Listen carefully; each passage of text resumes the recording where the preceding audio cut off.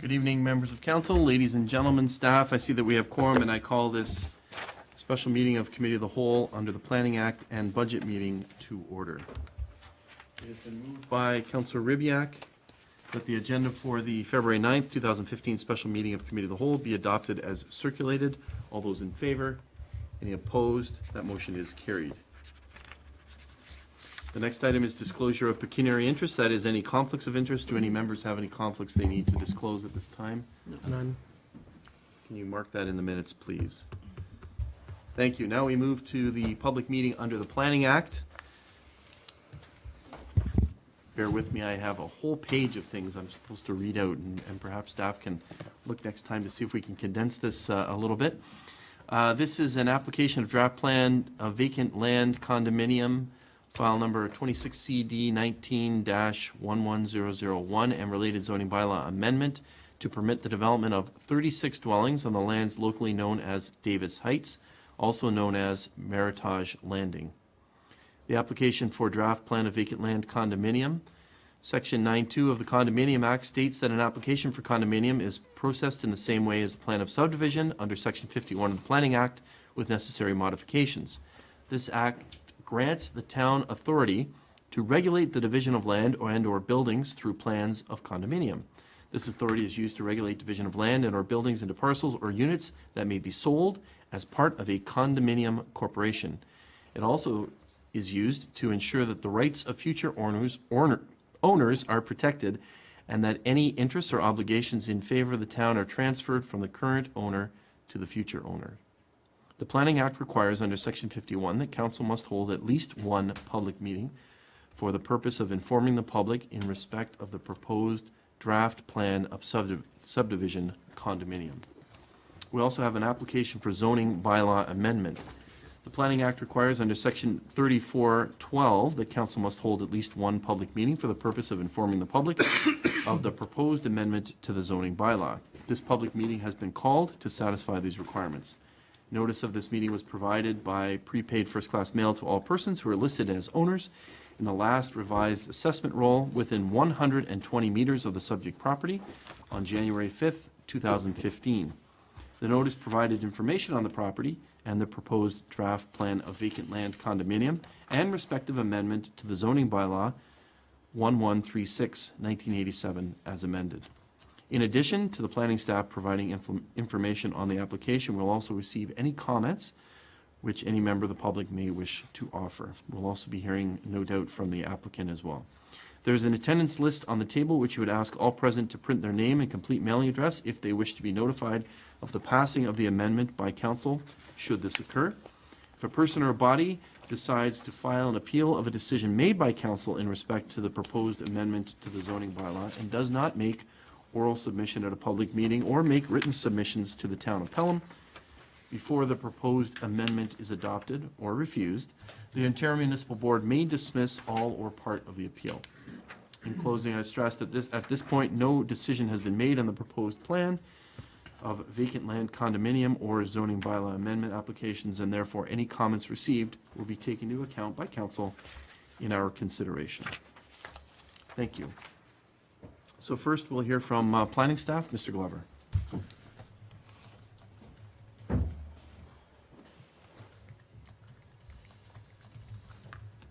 Thank you, Mr. Mayor.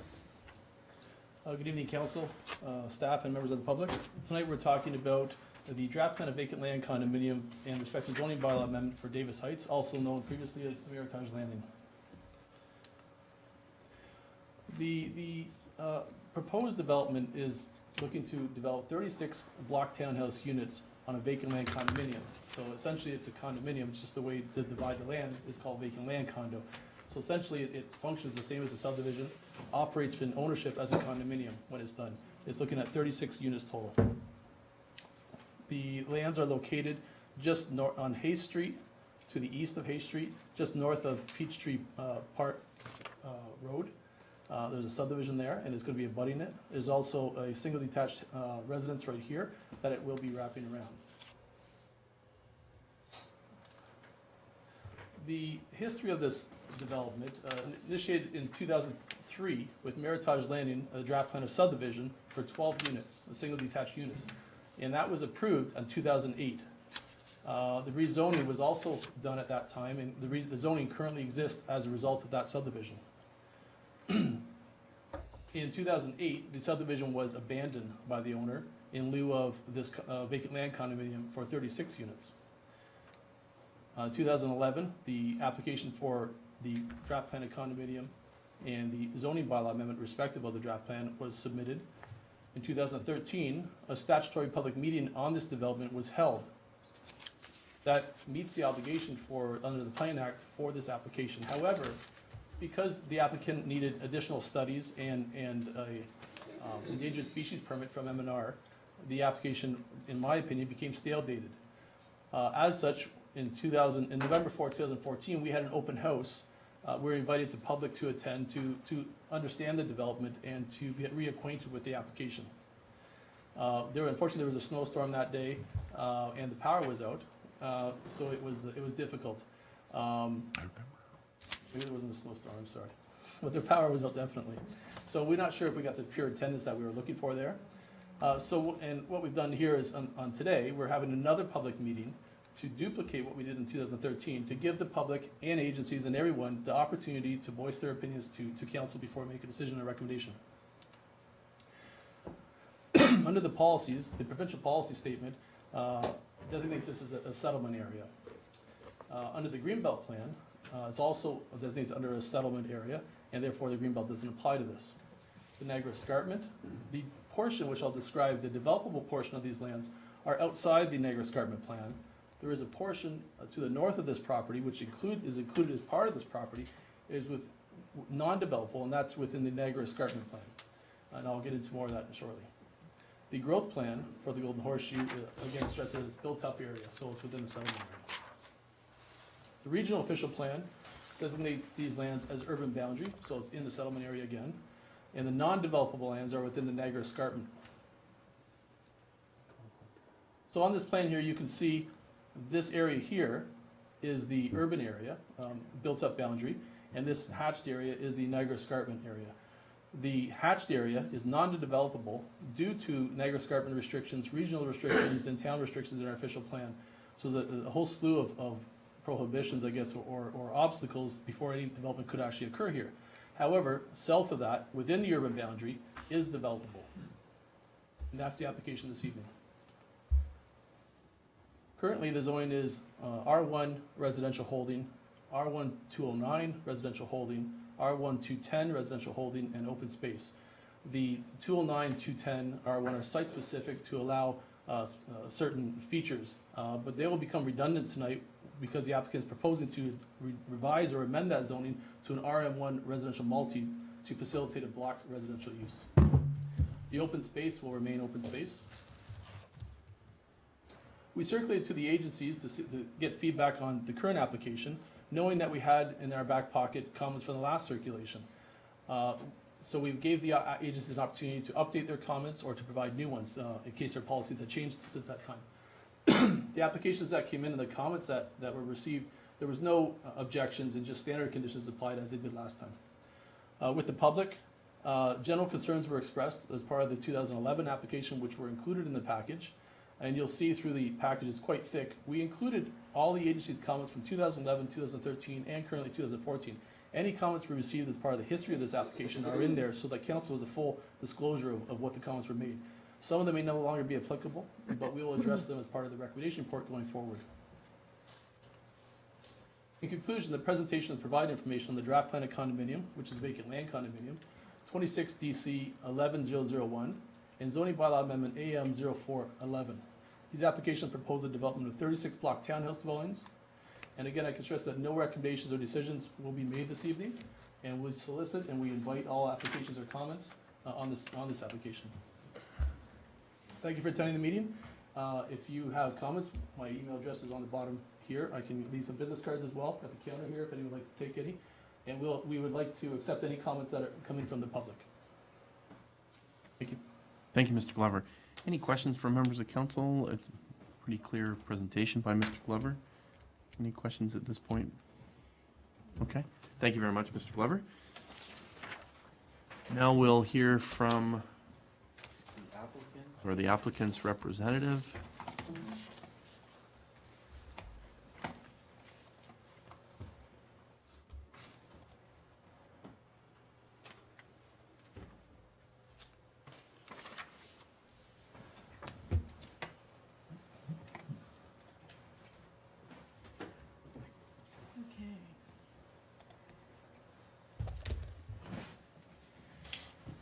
Good evening, members of the public and members of committee. My name is Jennifer Vida, and I'm here on behalf of the owners. Luchetta Homes has applied for an application of draft plan of vacant land condo and zoning bylaw amendment to permit the development of 36 bungalow townhouse dwellings.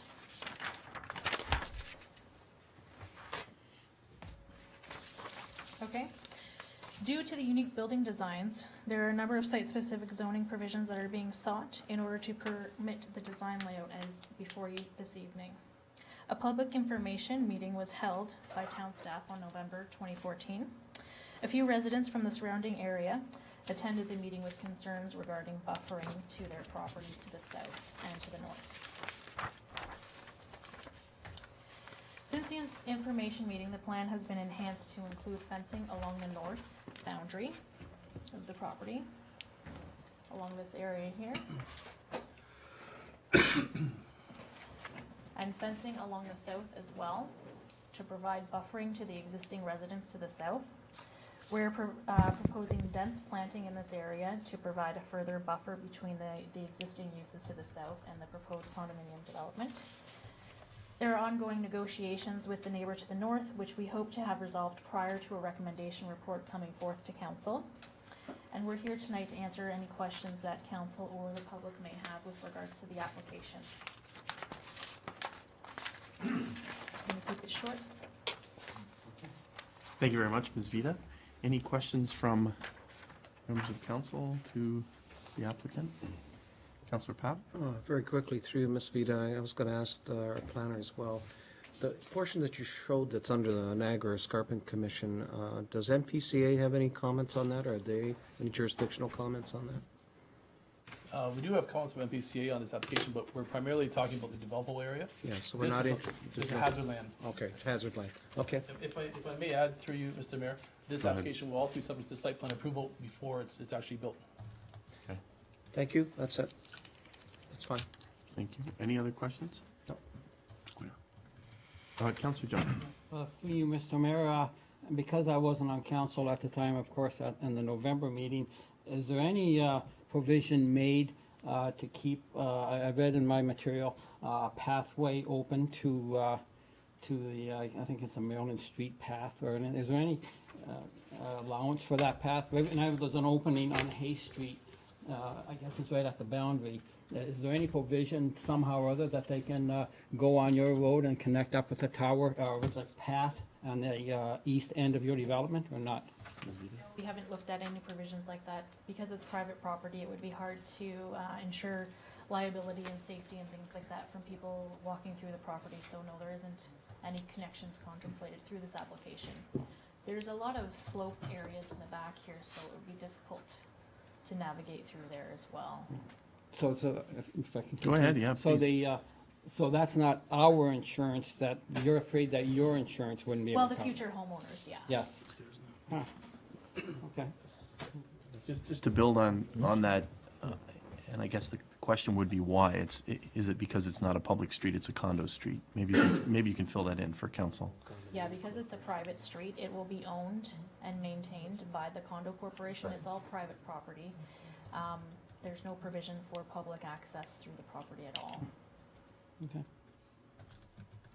Okay, anything further, Councillor Junkin? No, thank you. Okay, thank you. Councillor Kersey? Thank you, Mr. Mayor. Could you point out where the infamous chestnut trees are? Yes. The chestnut trees are located in this area. Our application proposes that these chestnut trees be preserved for as long as possible. If there is an opportunity in the future, if they do not survive, we are asking for approval to build 2 extra units if we satisfy any M&R requirements in the future. So this application does include future development, but it will have a holding provision put on it until such time as M&R ever does give us permission to do that in the future.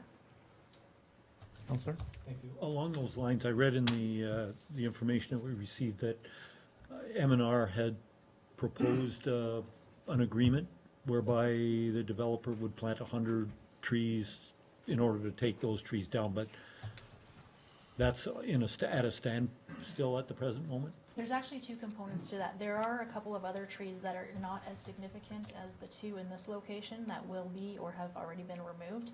And in lieu of that, the developer does have an agreement with M&R to plant more trees and to maintain them for a period of time outside of the urban boundary in this area here, they will not be interfered with. Thank you. Thank you. Others? Counselor King? Through you, Mr. Mayor. With respect to the residents on Peachtree, I know that there were some concerns with regards to privacy, et cetera, and you have addressed that with the fencing. But one of their other concerns was with respect to grading, and particularly those houses that are directly abutting this property. How is the grading being addressed? The grading will have to meet up with the existing grades along the back of the Peachtree dwellings. So the grading will be met, and these dwellings will be at grade. They won't be built up. They are proposed to be bungalows only, so they will be single-story, just to ensure the added privacy and overlook issues are dealt with through the application. Thank you. Thank you. Any others? Counselor Kersey again, go ahead. Sorry, Mr. Mayor, I forgot Okay. the other question through you. The facades that will be facing Hay Street, are they going to be fronts of the building, or are they going to be rears of the building? And if they're rears, are they going to be masked to present an acceptable streetscape in keeping with the surrounding neighborhood? We have taken that into consideration as well. We wanted to have a nice streetscape along Hay Street. We've ensured this is a preliminary elevation of what you'll see along Hay Street. So the front doors and front porches are all located along this facade. The actual access through the driveways are in behind the units, but the front doors and the porches have all been Beautiful. Okay, that's addressed to good. Hay Street. That's good. Okay, thank you. Any others? Counselor King? Mr. Mayor, if I may again. Just to go back to access, I know that you had said that that was a private road, so accessibility into the nature trails, I'll say. My question really is the property currently private property, meaning that there really is no change between today and this development? It has always been private property, so anyone accessing those trails, whether it's the general public, EMS, fire services, whatever the case is, they would have been trespassing in the first place. That's correct. Thank you. Thanks. Thank you. Anything else? I have a question, and this might be more for Mr. Glover. I'm trying to find here when it talks about M&R. Most of that's been about the tree, and just wondered if they made any comment. Is this affected at all by the ANSI boundaries? Do you know, the area of natural and scientific interest? The ANSI boundary, from what I understand, is actually part of the area that's outside the urban boundary on this Okay. particular property. Perfect, thanks. I can't tell from the map where it is or where it isn't. It's very close, but it looks like it's in that area, so thank you. Anything further, Counselor? Thank you, Mr. Mayor, and I apologize that I didn't bring this up earlier. We've had issues over the past year, more than the past year, with regard to flooding. I don't see a stormwater management plan. How is that being addressed in this proposal? We have, as part of this application, done preliminary stormwater management. There is another site process that we are going to be proceeding with after this approval. We will be subject to site plan approval, which looks at And that's, the detailed engineering, stormwater management, servicing, and all that sort of thing to make sure that there's no negative drainage affecting any other properties. Terrific. Thank you. Thank you. Counselor Junkin, you're going to be here all night. It's okay. Go ahead, Counselor. Concerning the fence on the south side, would the residents of the, this is Peach Park, would they have any say in the kind of fence that you could put up there, or would you be willing to listen to any of that? I mean, some of that, a couple of those, the fence is going to be right in the backyard, and would you entertain any kind of a, and what are you planning on? I guess the first thing, is it just going to be a solid 8-foot fence? Yes, it's going to be a solid 8-foot privacy fence, wood fence, but we're here tonight to get any comments from the residents. If there are any preferences or comments or concerns they have with that, here's the venue for them to express their opinions, and we can definitely take that back. I see. And Mr. Glover wants to add to that, Counselor? Mr. Glover? Thank you, Mr. Mayor, through you. Again, although we're here to listen to the neighbors' concerns and that, if they're not present, I'm still feel obligated to take care of their concerns. So any fence that's required along there should be maintained, and should be the same fence along the whole stretch so that it's consistent. But it should be decorative of some form, so it is aesthetically pleasing, at least this side. I assume the other side would be aesthetically pleasing because they're selling the houses. So we'll take care of that in the site plan process. Thank you. Counselor? One other thing. I'm still going back to this trail business just because we are indeed promoting a walkability town here. And I did walk that on Saturday, again for the first time. But it is too bad that somewhere in that plan that you couldn't allow an easement. And I'm just throwing it out there. It just, Not too. like I say, I don't know how often that trail gets walked. Like I say, it's the first time I've walked it. It does hook up nicely. We've got another big subdivision on the west side here that certainly would have hooked up nicely to those other trails. I find it hard to believe that we can't do an easement or something.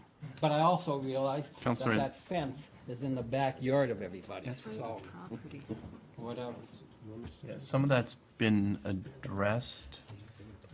Yeah, we've done condominiums like this in various municipalities, and it's very tough to put that kind of responsibility onto private homeowners to have easements and liability insurance for public access. It's just like someone who owns a house and they have an easement, they would have to have insurance to make sure Yeah. anyone who uses Yeah. that is, it's tough to put that kind of thing on a private ownership. Because you really wouldn't need much. I mean, if they go down that roadway, right into the corner there. Counselor, I'm gonna, Okay. she's answered it already, and it's Okay. maybe something that, Yep. that staff will consider as it moves forward. Okay.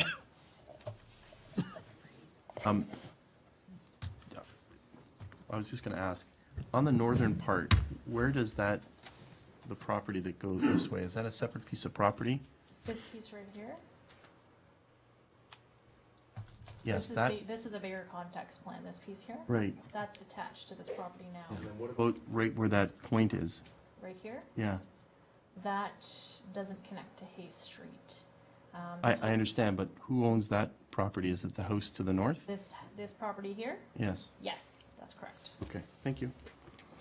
Mr. Glover and then Counselor Durley. To complete that thought there, the triangular piece which you were pointing to, they've recently been going through a severance application through the homeowner who resides at that single detached building, and they will be developed as I believe 2 additional single detached dwellings. That's right. Okay, thank you. Counselor Durley. Thank you, Mr. Mayor. Just getting back to that, to the fence. Today it's going to be a beautiful fence, but 10 years down the road, it's going to need some maintenance. Will there be some conditions on there as to who can maintain this, or does this take place with the site plan agreement? Condo Corporation. Ms. Vita or Mr. Glover? Through you, Mr. Mayor. The fence would be typical of any subdivision where it backs on. This one will likely be on the property, so both owners would be responsible for maintenance of it.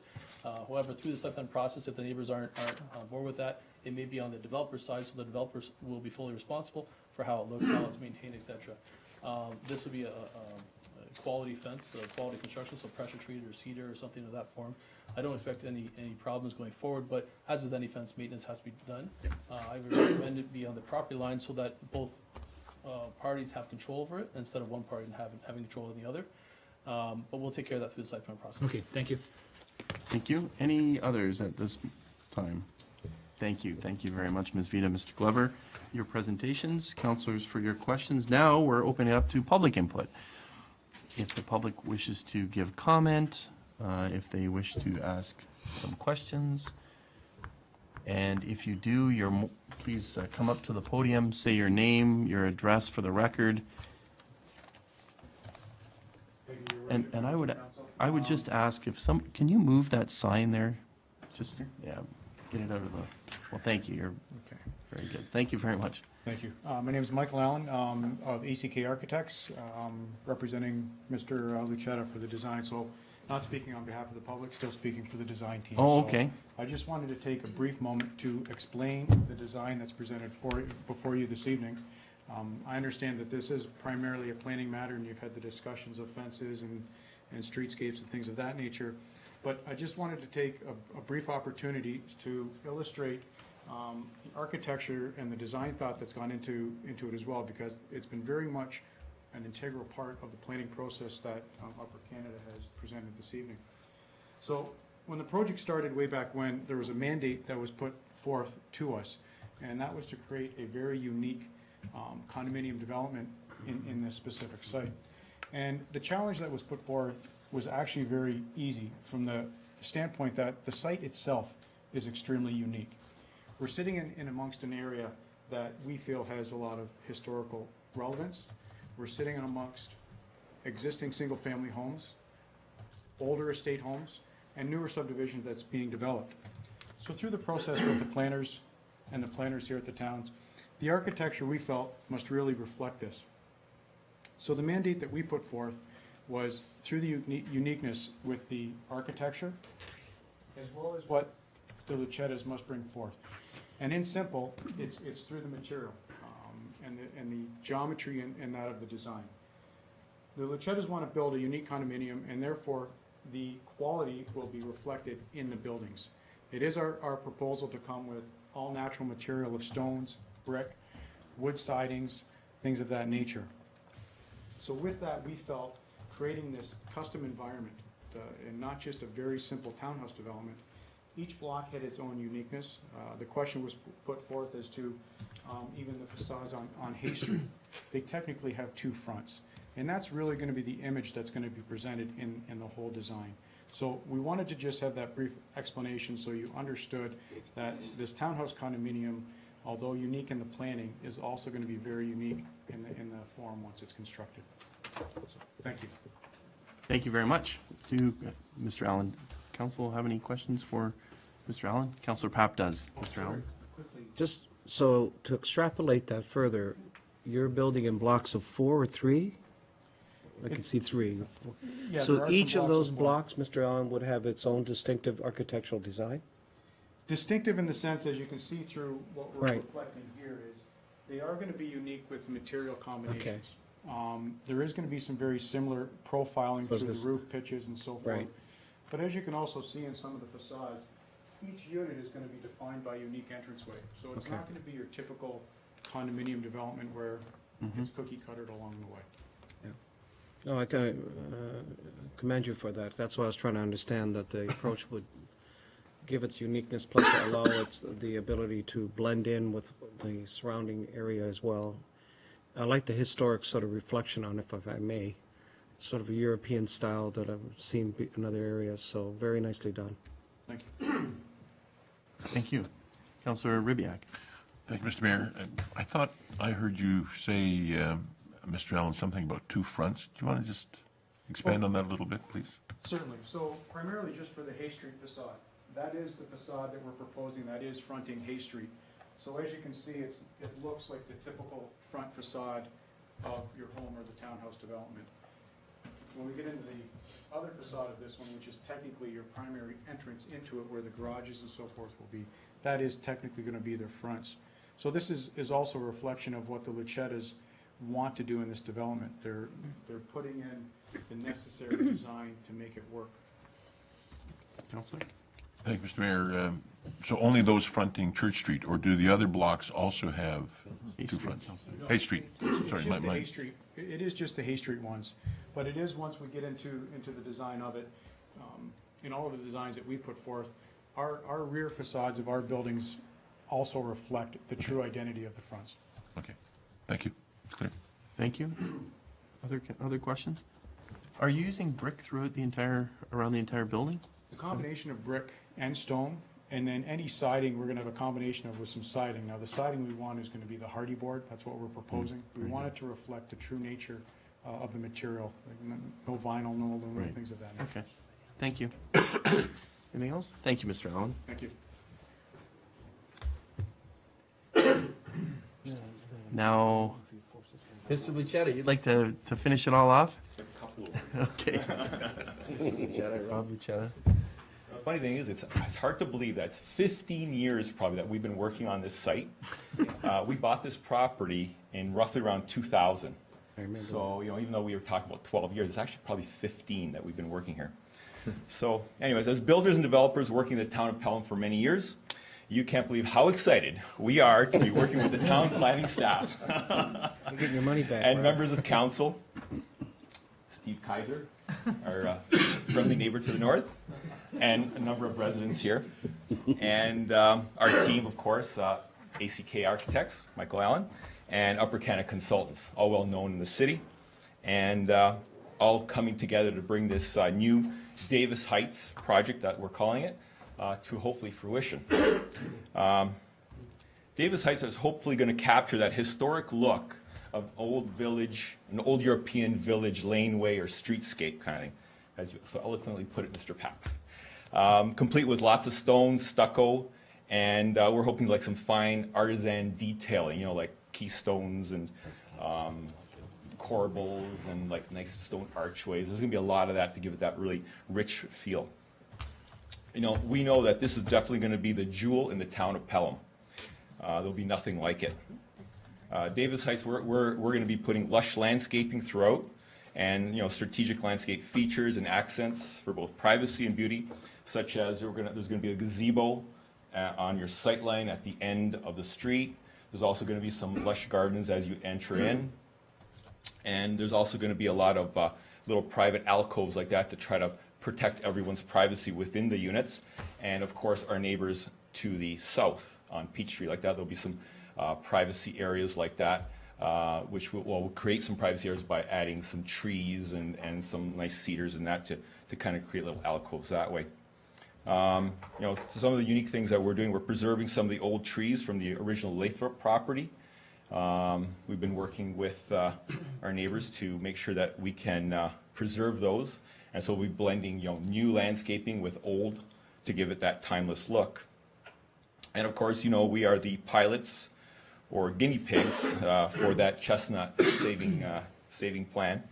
That tree is on the endangered species list, and it will be featured in our site. We're going to be doing a common decorative fence along Hay Street with Steve Kaiser and his property, the length of which it will create sort of what we feel is going to be like a sense of destination. And of course, there will be privacy fences around the whole site to protect and give privacy to all the other neighbors. The height of which would be about 6 feet, not 8. I think it was mentioned 8 feet, but usually it would be 6 feet would be the height. And the design of which, we'll be working with the town and some of the residents to finalize. But I think you could see something like what we did in Ryan's Walk as sort of a guideline as to what we'd like to do. And the fence that we did there was quite well accepted and quite a nice fence. Very chunky. It's going to last a long time. So anyways, all the other thing too is what we're going to be doing is we're going to be doing a unique stone feature. In the entrance, we're going to be creating some sort of like a kind of something to be again, to help that sense of destination. We want to do some kind of a nice entrance feature like that, which is going to be very unique. And it's going to have a lot of presence. I think that will, again, help create that sense of destination that we're trying to create in this place. We want something very unique and a true showpiece. Anyways, in closing, I guess, we're just looking forward to working with the council, all our neighbors, and we want to create Pelham's finest address. And that's basically it. Thank you very much, Mr. Luchetta, for your presentation. Do members of council have any questions for Mr. Luchetta? Or is excitement enough for us, I think, at this point? Thank you very much. I appreciate it. And look forward to working together with you. Now, comments from members of the public? Any members of the public here that would like to comment?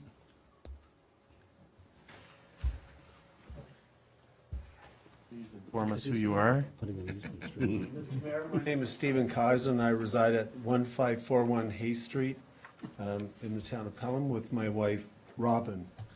I think she's still there somewhere. But we've been working with Rob and Ed, our good friends, both Robin and I, and Michael Allen. Their architect is also a friend. So we've been working together on this project, certainly them as builders, myself as a neighbor. We have a few minor issues to be decided still in terms of siting, drainage, fencing, a couple minor things, minor details that we're working with Lucetta's on. Mr. Glover's aware of those items, but I'm confident we'll get them sorted out before there's a recommendation report go to council. So Michael's done a great job in terms of the architecture. I was into Rob's office about 3 weeks ago to see what he's done, and thoroughly impressed, and we're excited about it, and I think it's going to be great for the town and a great project next door to us. Thank you. Thank you, Mr. Kaiser. There might be questions for Mr. Kaiser? I'm going to ask you, can you tell us what the plan is for the property, just your property, just north of you? Just north of your residence? Well, the point, you were asking, Mr. Mayor, in terms of what happens at the point there. The point is, how that lot got created that way, I'm not sure, but actually the lot line continues by way of the severance straight through to Hay Street. So continuing going to the left of the diagram, Mr. Burkhout has purchased that lot then, which is north of that line, if you were to see that. And the house is being constructed there now. And then there's one more lot immediately north of the house. My wife's cousin, just if anybody's worried about that, but go ahead. Yes. Does that answer the question? I didn't know where he was, so I knew I was just wondering about that lot, and the idea of a walkway is what I was thinking about. And if we can't go to the south, is it possible to go to the north? That's what I was I did thinking discuss about. that with Mr. Mantle, I believe, at some point. The sidewalk, the town sidewalk ends some distance past through the ravine and then at the end of the guardrail. There may be a way, if the Conservancy's on board, to actually enter in through the woods at that point off of the municipal sidewalk. Oh, that would be nice. Okay, thank you for that. Great, thank you. Anyone else? Councillor Papp? Just quickly, through you to Mr. Lucetta, the entranceway into your, is it going to be, I presume, differently designed entranceway into the subdivision? Are you playing around with some creativity, The or? entrance that you see there now, that is the. I thought you'd put a bridge in so that we can't, you know. But I'm curious to pick up with the design of what you got. Well, if you look at the design, there, you'll see there's sort of a portico feature. Okay, So there's two laneways, right. but you can see on this side here, there's a portico type of feature, and yet there's a throughway on through this side. Oh, I didn't see that, okay. Fire, and then you can see here, we have kind of like a unique feature here, as far as, you know, some sort of an entrance feature. And this is just kind of like a prototype, but there'll be something along that line there. And that's gonna make our entrance kind of really spectacular and special. Great, thanks. Okay, thank you. Any other questions? Thank you, Mr. Kaiser and Mr. Lucetta. Other feedback from the public? Going once? Going twice? Going 3 times? Thank you very much. That's our public input. Now, it says on the agenda, committee input, so, and perhaps, I'm going to apologize to you, Councillor Junkin. The way the meetings work, and this might be your first planning meeting, so, and for members of the public as well, we have input, we ask questions, and then the time to give opinions on something is really during that time, 5.24 during committee input. So if we would ask staff to look at something, or can that, you know, would that be included? So that's, when I cut you off earlier, it was because it was getting into more that type of process as opposed to questions. So I apologize to you for that. Okay. And if you wanted to continue with that idea or ask staff if it's something that can be looked at, now would be the time to do that. Okay. Counselor? No, it's been answered. Okay, Thank you. all right, thank you. Any other, in terms of committee input, we asked a lot of questions. Any other input? Councillor Kirsten. Thank you, Mr. Mayor. Through you, when we had our first public open house and the neighbors brought us their comments and their concerns and their feedback, I think this developer, Mr. Lucetta, or the Lucetta family, took that to heart and have really worked very, very diligently to address those concerns that were brought forward. And the net result of that is, in my opinion, a project that is exceptional and may truly be the jewel of Pelham. I think it's outstanding. I think you're to be commended. I really appreciate the way you listen to the neighbors. You know, sometimes the only answer is no, like the walk-through on private property. Sometimes that's the only answer. But you've done your best, in my opinion, to try and address the other concerns that were brought forward. So I commend you for your hard work and for paying attention to the people that are surrounding you. Thank you, Councillor. Any others? Thank you very much. It has been moved by Councillor King that Committee of the Whole receives the issue sheet concerning the application of draft plan condominium and related zoning bylaw amendment for the lands locally known as David's Heights, aka Meritage Landing, and further that committee direct planning staff to prepare a recommendation report that will be presented to a subsequent council meeting. Any further discussion? There being none, I call the question. All those in favor?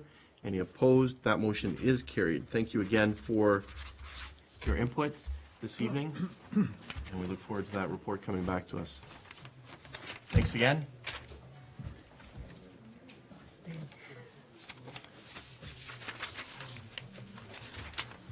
We'll now move, maybe we should take a 2-minute recess while they clean things up, move things around. We do have a budget meeting immediately following, so you're welcome to stay for the budget meeting.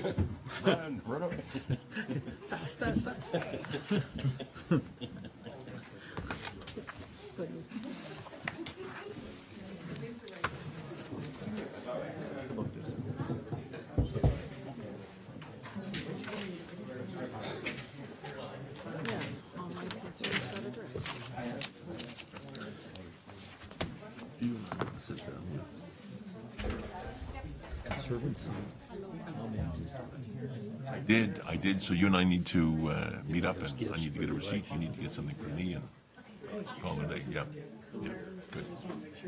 I got it, it's very good, thank you. Now, when I attach it to the letter, do I retain your format exactly as it is, including your signature at the bottom? No, I'm free to do, okay, good. Good, okay. Facts are there. No, I like the narrative format. Like what I envisioned, you know, dates and issues and some sort of spreadsheet. So, you know, I always glaze over when I see a spreadsheet. Does everything it needs to say? Green or yellow.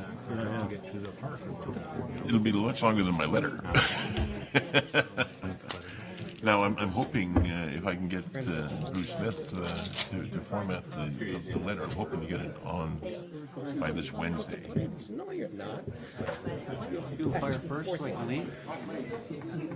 Don't know how long it's going to take the MPPs to I got another meeting to go to. Is it, you're gonna do fire private first? members know how long that process is going to take. No, you gotta, Probably this call is them. fine. Is there anybody's budget that's not being used, one of the other department heads? You can't start that. It's provincial. It's a provincial regulation that named it.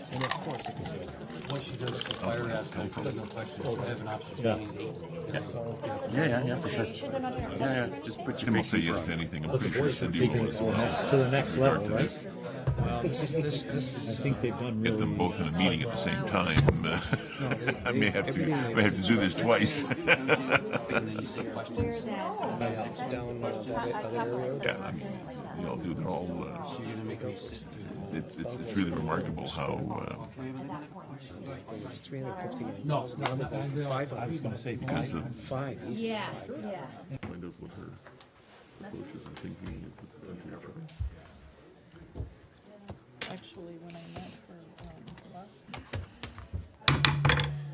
We are back after a brief recess. Thank you all for allowing us to take I wanna do the same. that recess. And I'm glad a few stayed to be here for budget, so thank you. If you. Ms. Pupo, I believe you have a presentation for council that you'd like to go through about the 2015 proposed operating budget. Thank you, Mayor.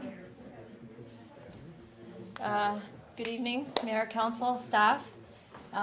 I'm happy to present the 2015 operating budget overview. This budget was presented to Council previously with a 2.81% impact overall at that pre-budget meeting that we had on December 8th. Tonight I'm presenting a 2.45% increase as a result to some efficiencies we found since that date. And this is because increases in one department help to offset savings in another, and vice versa. Savings from new technology and work process improvements also help offset any increases. Included in this budget also is the approved public open house information and budget amounts, and also the municipal grant recommendations presented to council in December in the amount of $39,200. This amount obviously will remain unspent until council approves the allocation on the 17th. And it also includes the addition of an intake technician in the building department. I'm going to touch on that a little bit here. The intake technician in the building department, as we know, has no impact on the actual tax levy. It is within the building department building permit fee schedule. It is a requirement given the growth that is anticipated. It will allow us to offer excellent customer service at the counter with respect to receiving a permit application and sitting with the individual at that time, determining what the needs are of that application, and not just simply bringing in a house, having it sit for a few days until someone can get to it, and then sending it back out to the individual. So this is why the Planning and Development Department is asking for an intake position, and you'll see that it's within their budget in the binder. At the operating budget open house, there was some requests. I'm just going to briefly go through those requests. Usually we do this at the pre-budget meeting, but because of the timing of the budget this year, it's been pushed to this meeting. So there was a request for all or part of the $12,000 to fund the restoration of the time capsule. There are several different grant opportunities available to this committee group, so we have staff that are working and assisting the Time Capsule Committee with alternative funding options.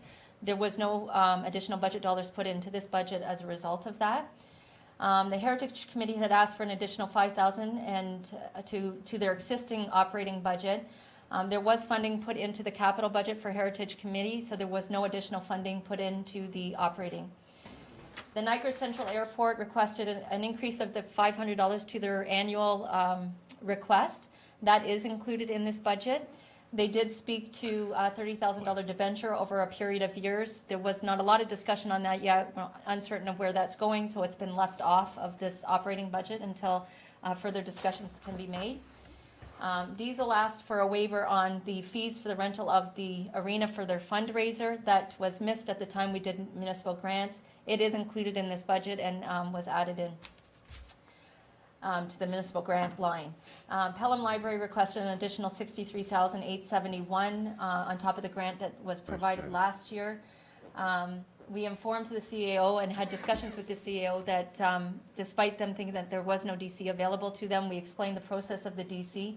They do have DC funds available in the amount of just over $47,000, which brings that line down to somewhere around 16. The offsetting component would be what was suggested at council at the last meeting we had, where it would be a 2.4% COLA adjustment to the salary line. However, their salaries from 2015 were lower than those of 2014. So the end result was a net deficit. So there would be no increase given here because they had enough funding in their salary lines from last year. And this has been explained to the CEO as well. Again, the Municipal Grant Committee recommendations in there. The Pelham Active Transportation Committee asked for the Active Transportation Master Plan. It is in the capital budget. It's going to proceed in 2015. And some of the other items that they asked for are already incorporated into our operating budget, so that's been taken care of. Friends of Maple Acres requested an addition to the library. It is now design build in the capital, as we're all familiar with. And again, the last request was through the Carriage Hill condos, and that is in the 2015 capital budget as well. And every year I'd like to give council a synopsis of what we do to try and bring down some core operating expenditures outside of the salaries and the reserve transfers. And this year we've done another $122,000. This includes moving items that don't belong in the operating budget, further identifying those items and putting them to the capital where they belong. It also is a reduction of the municipal drainage superintendent contracted service that we had. That's along the contracted services line. On the rentals, it's the reduction of the fire station hall rental, sorry, I was trying to come up with those things, and a truck rental that we had last summer, and some of the photocopier renters that we got away with and put in those purchased photocopiers. And then the debenture, you'll see a small reduction. That is the elimination of the Canberra Road debt, but we did add on some fire station debt. Pre-budget meeting, the council was presented with a 2.81% increase. That had us at net expenditures increasing overall at $318,479. Again, as I indicated, we've had several meetings and with staff, SMT, and council, and there was extensive work done to review all of the expenditure requests, review those things that were critical and where we needed them for customer service levels. And the result of that work was to reduce that net expenditure increase to $238,409. And that's presented on page 1.2 of your budget binder. And this is a reduction in expenses of $80,070 or minus 0.36%. And as you can see, the $238,409 gives us a 2.45% overall increase after growth. You'll note that the overall expenditures, the total expenditures is $375,440 or 3.11% over last year. And those expenditures are explained as follows. This is by major category. The employee COLA adjustment, grid movement, new director compliments, and performance planning was about $149,461. Insurance premium increase, as I presented to council previously, of $10,000. Community improvement plan increase we did at $25,000. The sustainability piece we have at $175,979, which was presented at the pre-budget meeting, and the healthcare spending account at $15,000. And once we take our revenues off projected and our growth projection off, our net increase is $238,409. What we want council to also understand is these weren't the expenses that we were faced with, the expenditures that we needed for those things that are externally regulated. We have no control over. They've been previously approved by council or their service needs. So if you look at these costs that we've identified, 93,000 externally regulated. That includes CPP, OMERS, and those kind of things that we can't control. They dictate what those rates are to us. Previously approved include the 15,000 insurance premium. We have the 2 new equipment operators in there, the Director of Human Resources that was already approved, the sustainability piece that we need for the capital funding, performance planning, that includes the COLA adjustments and the performance planning program, and then service needs. Utilities increased quite a bit last year. We had to be mindful of that and budget accordingly. And this will help identify that, and software support and licensing. We still need some licensing with respect to some software in the technical part of planning, so these have been added for this year. But we've offset those with these types of offsetting features as well. There's a reduction in the contracted services as discussed previously. The splitting of the payroll and HR function, we had dollars for part-time and full-time in there. This splitting kept the payroll position where it was. It's not a new position, and created a deficit or an economy of $66,000. And then we also went through and stripped out all the part-time and overtime costs that we did not need. We're mindful of the need for the 2 equipment operators. We forfeit our summer students and those types of things to be able to provide that service to the equipment operator, the Public Works Department. So overall, there's a greater saving that brings us down to that 330, there's more expenditures than the 375, but there's been enough economies that we found within the budget to bring that net expense to 336,887. And that, again, is before growth. After growth of 98,478, we have a net increase of 238,409. And so we can see how growth is calculated this year. We take the assessment from, it's an in-year assessment, so we take the 2004 assessment per budget that we used, and then just before they flip the rollover with the new phased-in value, we take that new one, that assessment, and it's called the pre-flip. And then you use this year's tax rate, and you get what you would have got at budget, and then what you would have got outside of that flip, and it gives us our increase. And our increase for 2014 was 1.01, and that's a dollar value going forward of 98,478. So, given that information, what does that equate to the average ratepayer? We had the average rate home at $298 last year. It increased by 1.62%. And we do that two ways. We use the assessment and divide it by the number of houses in there. And we also take a sample of the homes that are around the 298 and see how much they increase to make sure that we're in line with what an average increase is going up. And this is right in line with that. And given that this increase of 2.45 is $26 to that average home payer and ratepayer in 2015. That's residential, right? Residential, yes. So the 2.45, just for clarification, is across all of the assessment levels. So the increase on the residential is 1.62, which is different than what it would be on commercial. So just on that, what I'd like to provide council with is the assessment changes, and we've had some significant changes for 2015, and hopefully see a lot more of this going forward. If you will notice on the commercial vacant units, the increase on the commercial occupied went up significantly because the vacant units from last year were occupied in 2015, and now we're receiving the taxation from the commercial instead of vacant. It increases our tax base on the commercial side, just slightly, very slightly lowers how much the residents are now putting into the pot. So the more we see that happening, the less the residents are bearing the overall tax burden. And just for your information, I'd like to show this slide. With the 2.45% increase, that's our 5-year average is 2.2%. And tonight's presentation is a reflection of the town's portion only. As of today, we still do not know the education tax rates, and we have not received any of the region's tax rates.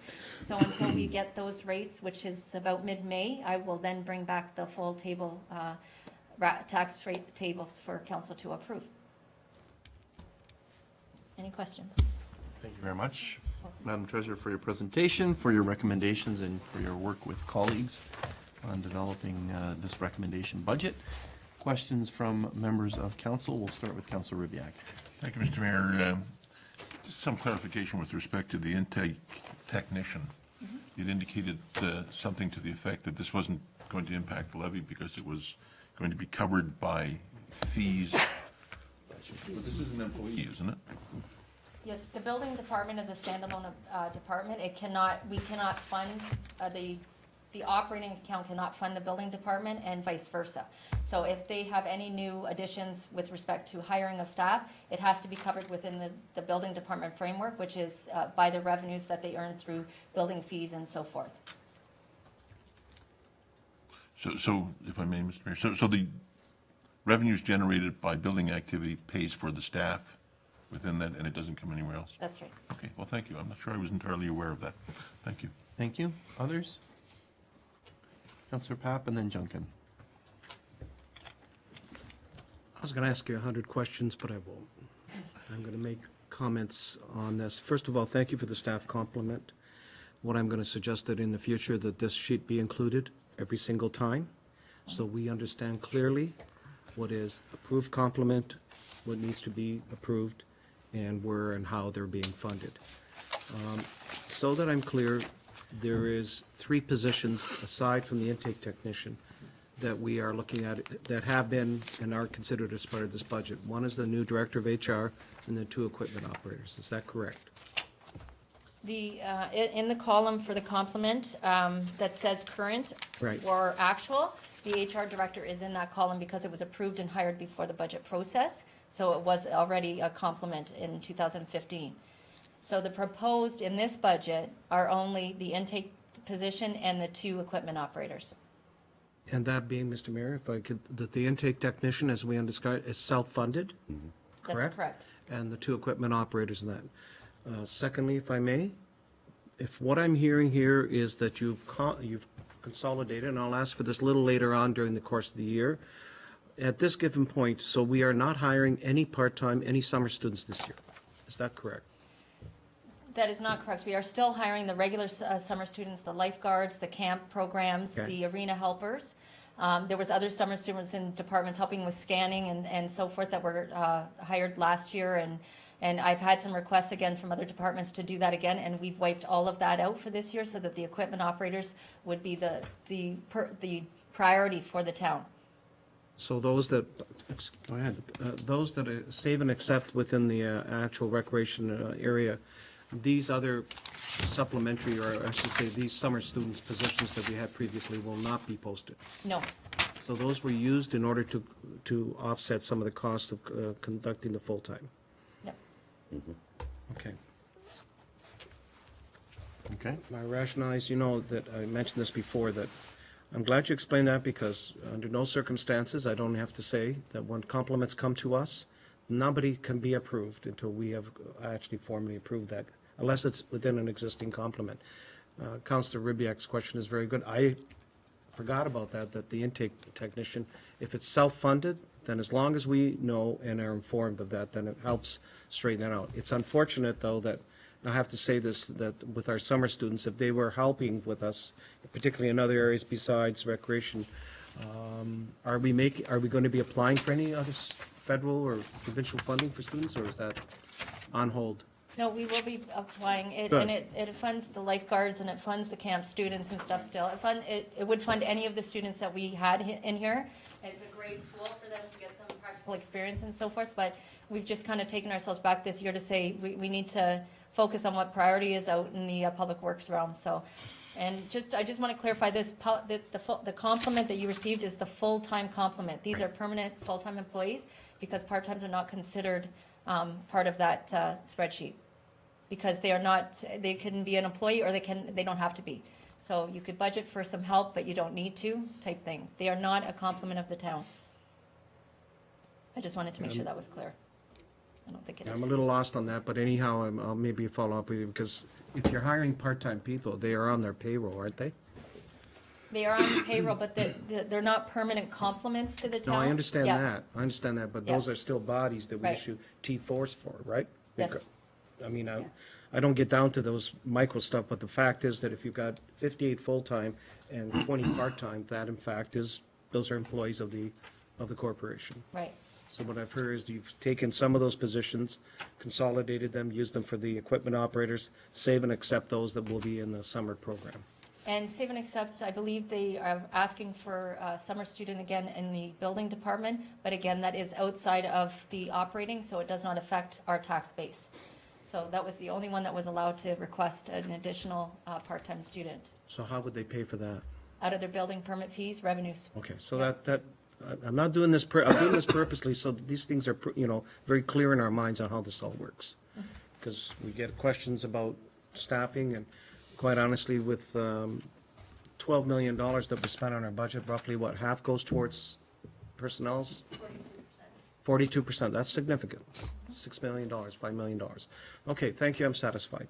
Thank you. Just to build on that, Councilor Papp, if I might, colleagues, it is a little confusing in your presentation. If you go back a few slides, unfortunately, your slides aren't numbered. It's line page 99 of 109, but, sorry. No, not that far. No?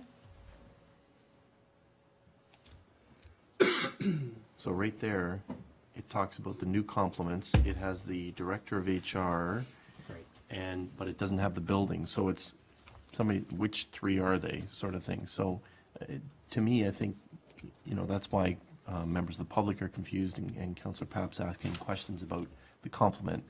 and even to say, well, oh, it's building, it's under this area, et cetera. So if that can be, it is explained on the next slide, splitting the HR function place, not a new position. What does that mean on the next slide? So it is kind of confusing for members of the public, I think. I don't know how else to say it differently. It's difficult to put the intake person in here because then I'm talking about another, like, budget.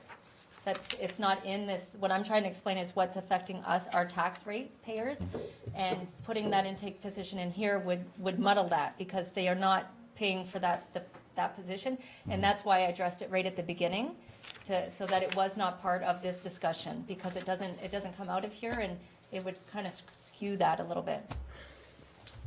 Okay, I understand it, it's still not clear. I don't know what the solution is, but just looking for some clarity on it.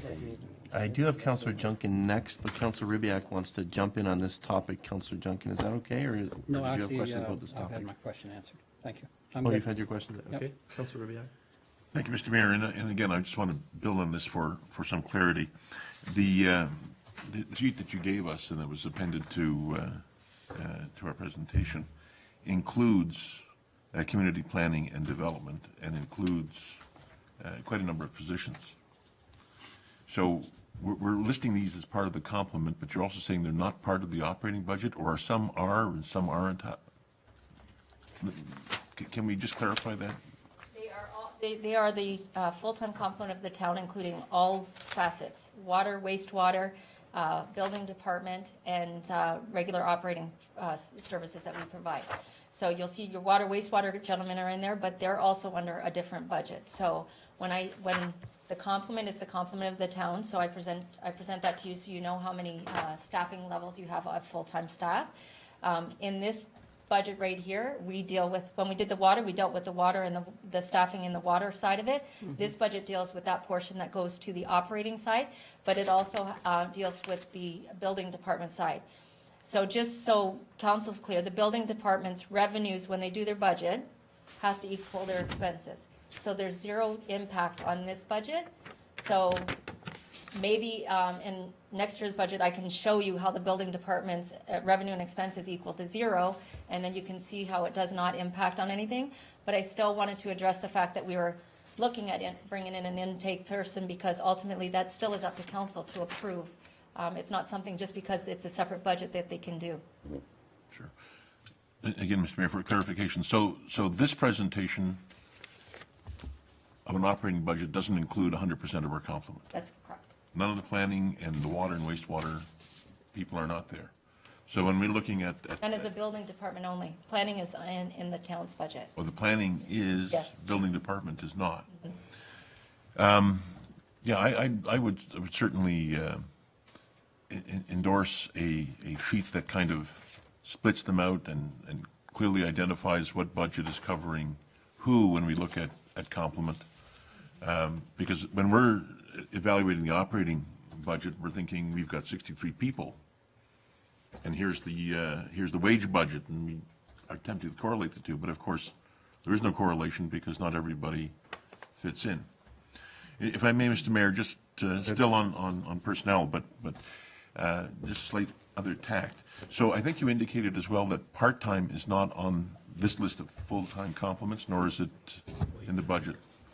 And I don't think we have at the moment any alternative arrangements like work sharing or anything like that. All our full-time equivalents are equal to the number of bodies that we have. Okay, thank you. Okay, thank you. Other questions? Councillor Kersey. Thank you, Mr. Mayor, through you.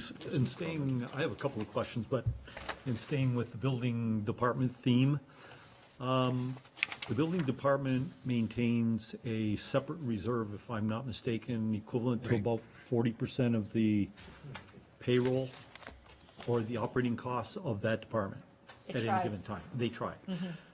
If there is a shortfall in that 40% threshold, do we fund that through the operating, or it just operates at whatever it can operate on?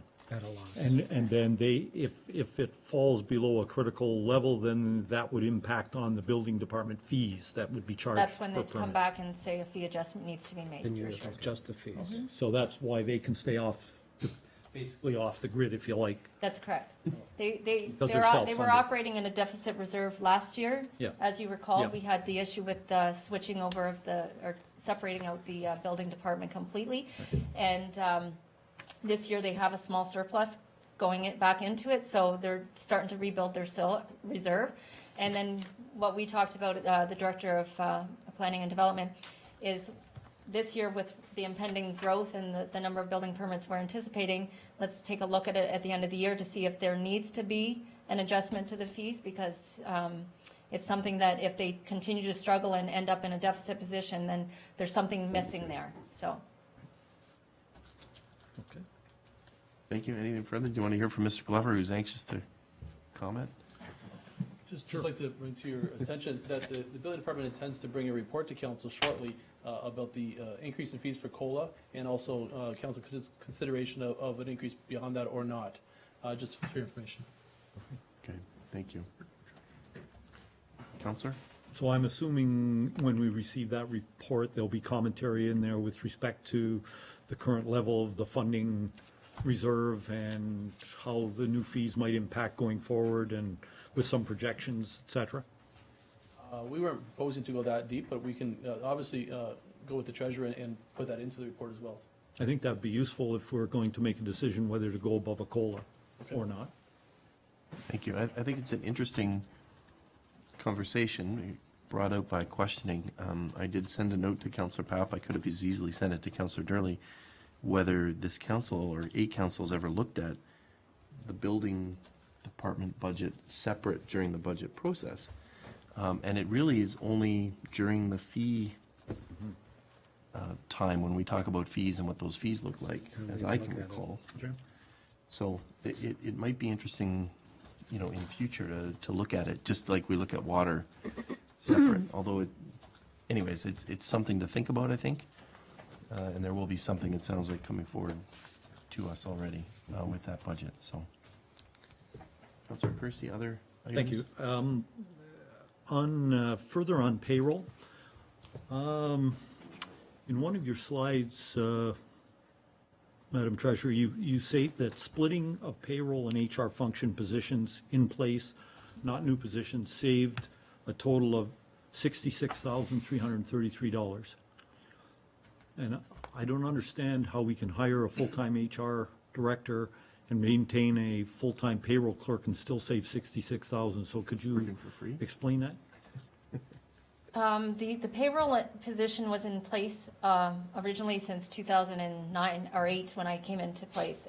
Then it took on payroll and some small HR functions, and then in a budget following that, council approved a part-time assistants to help with the HR policies and the procedures, and that's what was in place. So we had a payroll clerk in place, and then we had a part-timer that was working to help with get the policies and the procedures and some of the other HR functions working. So when this position was pulled off, for instance, we had to maintain that the payroll piece. But what the HR payroll position made allowed us to eliminate not only the part-time part, but also a huge reduction in what that overall salary was, because on the grid, it went down 4 levels. So it went down to a much lower level on the grid, so that's what created the $66,333. I see, okay.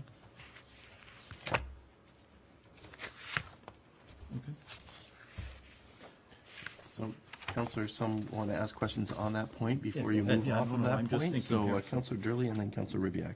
Thank you, Mr. Mayor. Through you, 98,478 is the actual assessment growth factor, and we know how that gets I'm here. sorry, Councillor, I thought it was to that Oh, point. I'm sorry, Which is, no. I think, what Councillor Ribbiak wants to do. Sorry. Is that correct? Yes, that on point? the HR, then- sorry, the payroll. Go to Councillor Kersey and then back to you. is that Sure, okay? no problem. Thank you. Go ahead. Just for edification, if you don't mind, what responsibilities will the payroll position have in addition to purely payroll? Is it a mixed job, or is it entirely 100% payroll that this person is dedicated to? The payroll position is much like other payroll positions in the other municipalities. I mean, there is not only 58 or 63 to have full-time complements. We have over 30 or 40 summer part-timers that come on. We have 89 volunteer firefighters that need to be managed as well with respect to all of their questions regarding payroll, all of their documentation with respect to keeping everything updated. It's also the benefit side, which we never really did well because we were splitting, trying to split hairs with respect to the HR and the payroll side of things. So we have strict legislation under Employment Standards Act on things that we need to follow. We have OMERS requirements on a regular basis that need to be updated and managed and controlled. We have the benefit side of it where you're constantly getting requests from staff to, change this with benefits, add this to benefits, and what are my levels, and so forth and so on. So it is, an all-encompassing position that you certainly couldn't put that position across several jobs. It's a confidential position. It deals with a lot of confidential information.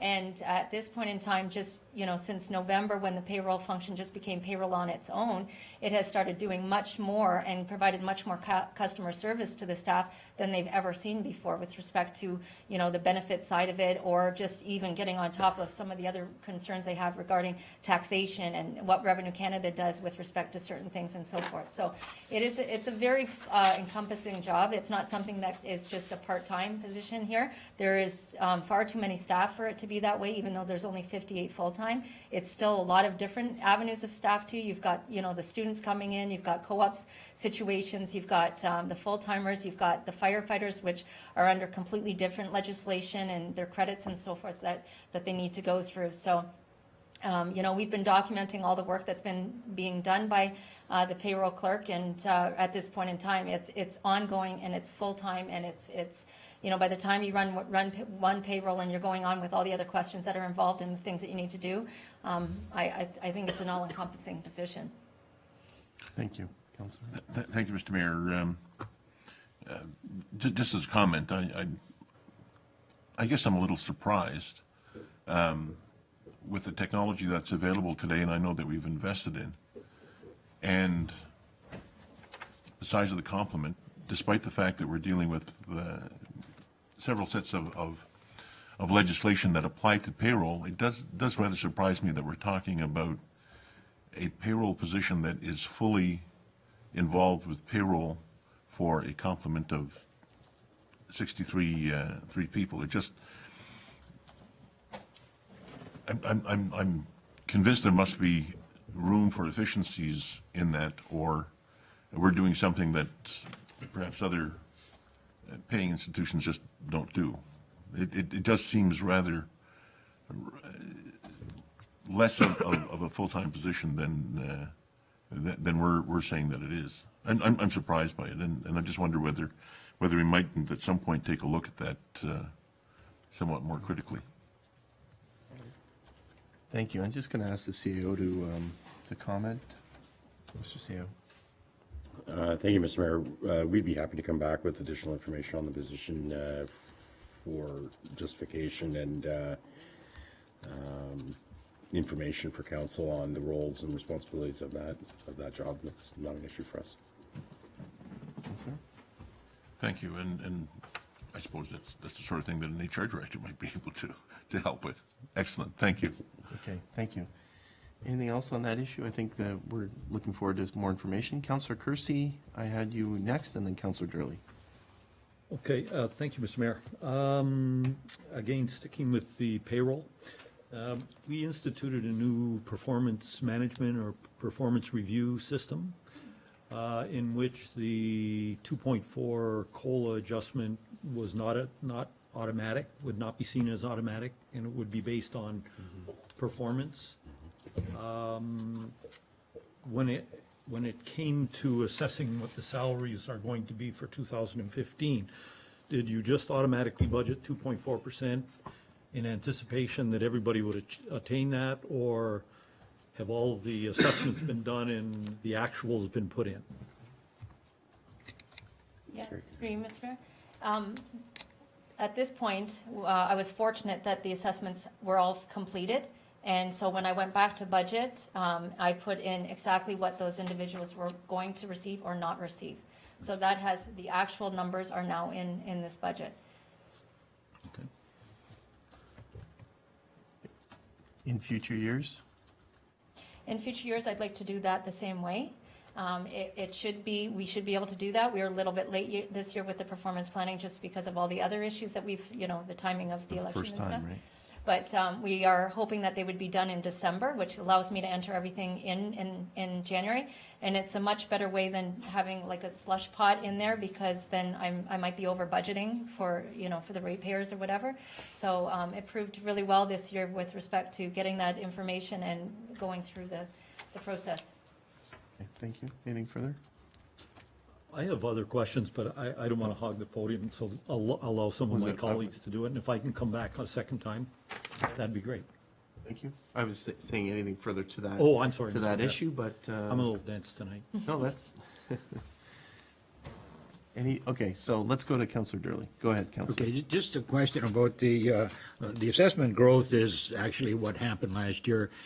There are other revenues will be coming in, subs and omits. How does this affect the operating budget? I know you can't budget it because you don't know what it's going to be, but when the revenues do come in, where do they go? Actually, we do budget 75,000 annually. That's been consistent for a while. If you go to the revenue section of the total schedule of operating, there is a line, supplemental revenues, we budget 75,000 just because we were budgeting for write-offs, but we weren't budgeting for that. So it made sense to put something in there to kind of put it in line. We're usually always around the 75,000 mark. We've been very lucky with that. This year, it's about a 145, what our actual is falling out at. So basically above the 75,000, it's just that money that would sit in a pot for year end for you to say, my recommendation is to put it to this reserve, and that's where it would go. So through you, surplus and then? Yeah, exactly. Okay, that's good, thank you. You had another question earlier? No, About the that's rate? it. That's Okay. it, it's been answered before. Okay, thank you. Others? Questions? Councillor Junkin. I'll get off the paper for a minute there for you, Kerry. I'm a little behind in my reading, so this is Appendix 1 for 5.1 CS January report. Okay, and it says here 2015 debt obligations. Okay, and it said it is noted that in 2015 the town's operating debt will increase from and I'm just going to round this off, from 3.2 million to 4.3 million. The increase is largely due to the addition of Fire Station 3. So is that still? Okay, and then if I can continue, and then it says here, the debt that is funded by development charges, the debt related to development charges will increase from 2.5 to 3.7 in 2015. So that's true. Those are estimated numbers because our final numbers for the projects are not known yet. So Okay. until we get those and go to the region and come to council for approval to do that, Yes. those are estimates. Okay, so then if I can add the operating debt to the development charge debt, then our debt for the town is now just a tad over 8 million. Correct. Okay, and I can remember when we were sitting around that, maybe it was a committee of a whole meeting down there, and I thought that the debt for 2014 was 5.8. That includes both operating and DC and Parkland, I believe. I see. So then. The only debt that affects this budget is Yes. the top portion, the Yes. operating portion. Okay, So okay, we're adding some new debt on this year in principal, yes, but we won't have a principal and interest payment in 2015. We will only have an interest payment because the debt doesn't come on till June. I see. First installment is around November, December for interest. Okay. And then in 2016, you'll start with your regular principal and interest payments. okay. So So then it is, so bear with me, but one last one. So it's safe to, is it safe to say then that our debt has gone from 5.8, and at the end of 2015, if these estimates are correct, it will be over 8 million. So this year, we do gain 3 million in debt. yes. Okay, thank you. But debt payments are actually going down this year as opposed to last year, is that correct? That's correct. The actual payment for interest and charges?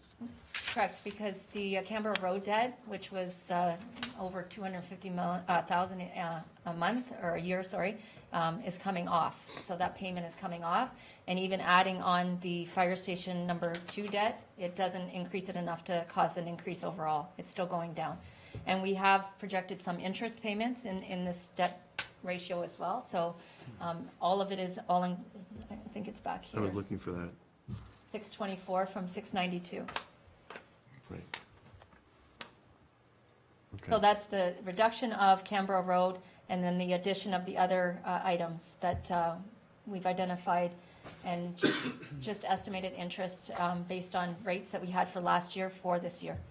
And that, just to build on Councillor Junkin's point, that debt does include the debt on the lands, the town lands, and when that transaction occurs, and hopefully it'll be this year, that will lower that debt, will that not? That's, yes.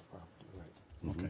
That debt schedule that I presented, I believe, does not have the 5.4 million in it.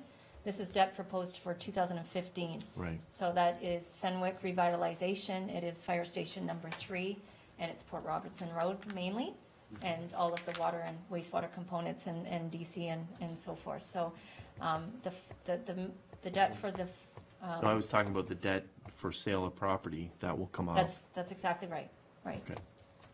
So it's still an estimate at this point, but you're not assuming we're gonna, hopefully we'll complete that transaction this year, but that's where that will go. Mhm.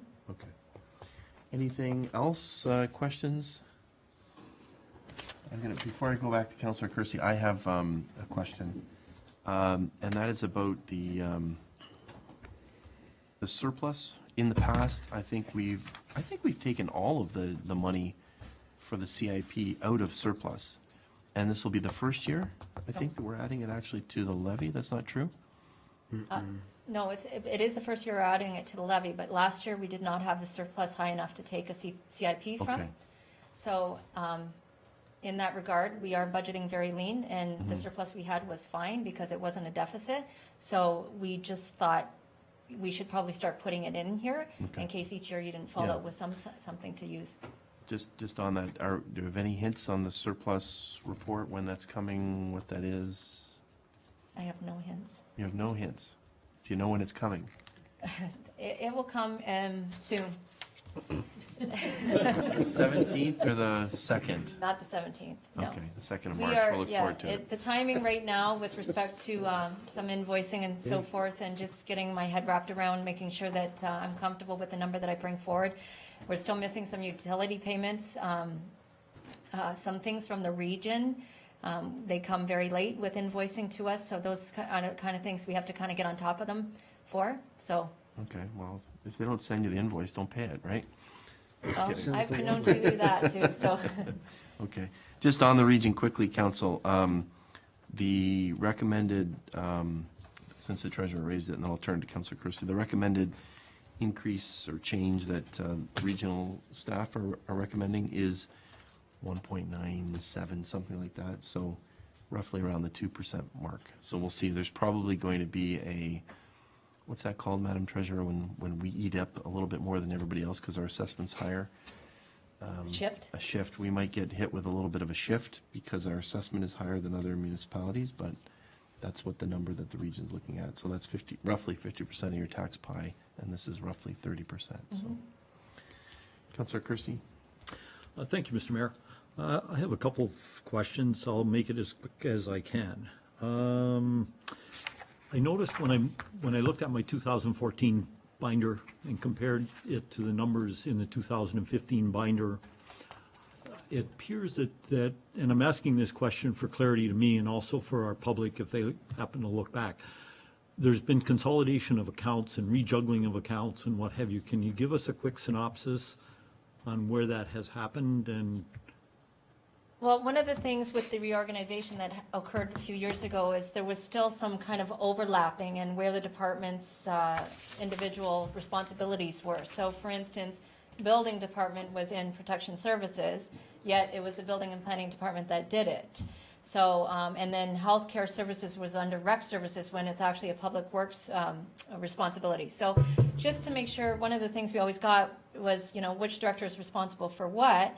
And then you go through the binder and it looked like, you know, Bob was responsible for the building department when in fact that wasn't the case. So we wanted to make it more clear and transparent that if you go through the areas, and we even did in corporate, in the general governance area, we used to kind of just throw departments in there. So we've tried to define it by the directors, like town clerk, human resources, corporate services, CAO's office, council, and then that's the biggest one. And then you go through and make sure that you know wherever they're located in this binder, that's what that director is ultimately responsible for.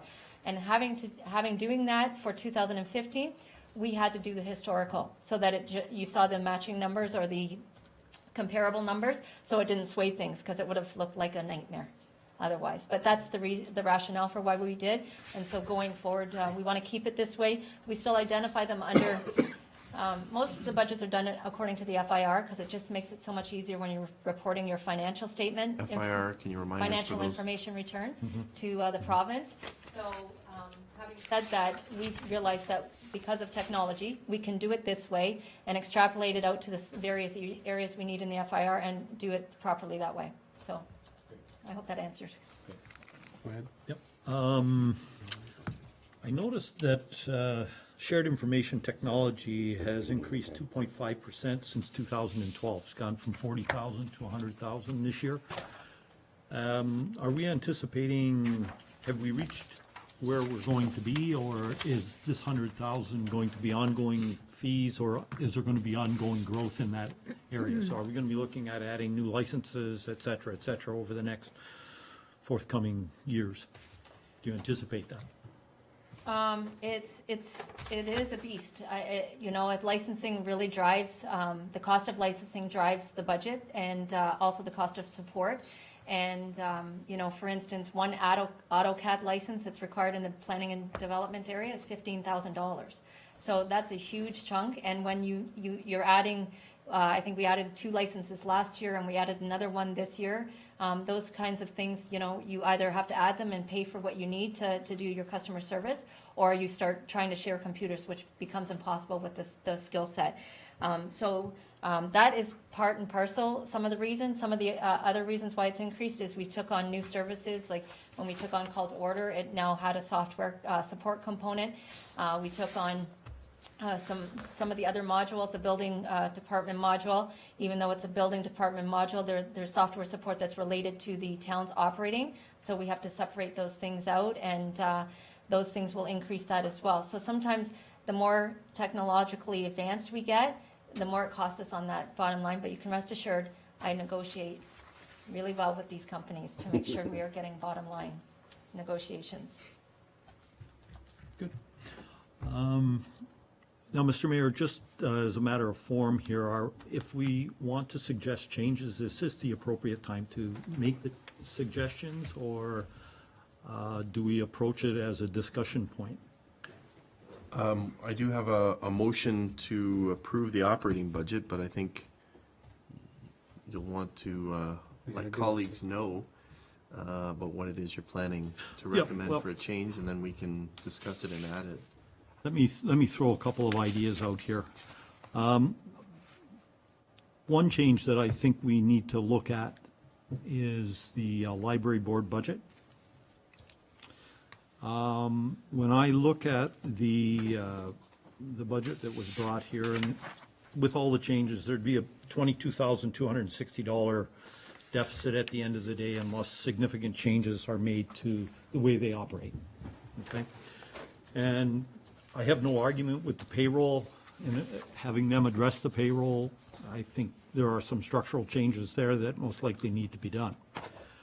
But when I look at some of the things that they cut in order to try and minimize the ask and reduce the impact on the town, I get a bit concerned. So, for example, one of the things they cut is utilities. They reduced it $1,000.